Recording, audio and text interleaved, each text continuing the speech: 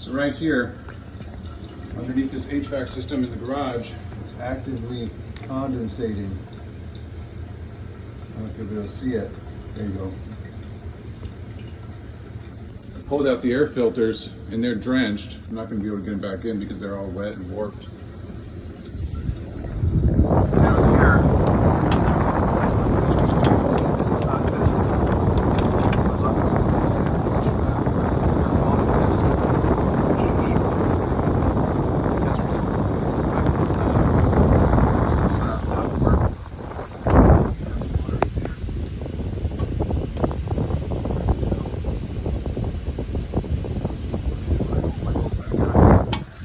but definitely get your home inspection and make sure the inspector's checking things like this, pulling out air filters. They should be.